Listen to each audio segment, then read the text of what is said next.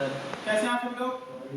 ठीक है, तो कल हम लोगों ने पढ़ा था किरचॉफ का करंट लॉ केसीएल। ठीक है, तो आज हम पढ़ते हैं किरचॉफ का वोल्टेज लॉ केवीएल।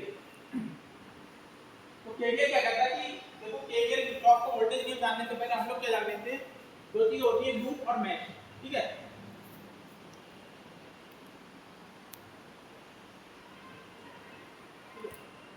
तो जैसे कि मान लो ये कोई सर्किट है,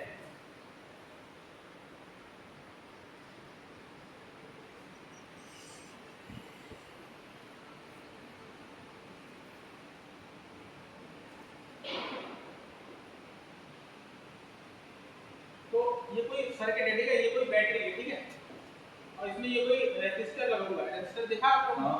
हाँ, रेजिस्टर होता है। तो इसमें क्या होता है, कोई भी ऐसा परिपथ जो अपने अंदर और परिपथ बनाता है उसको हम लोग क्या बोलते हैं, मैश। उसको हम लोग बोलते हैं लूप बोलते हैं, लूप।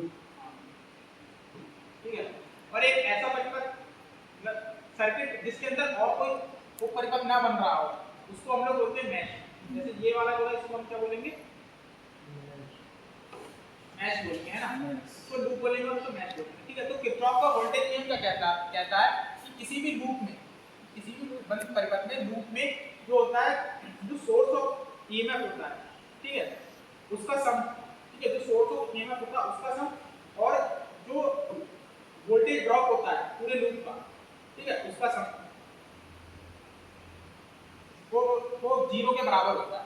ठीक है, किसी भी क्या बोलते हैं लूप में सोर्स ऑफ ईएमएफ और वोल्टेज ड्रॉप का जो सम होता है, एल्जेब्रिक सम होता है, वो क्या होता है, जीरो के बराबर होता है।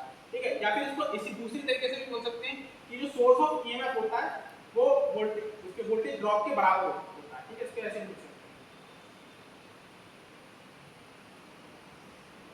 इस तरीके से।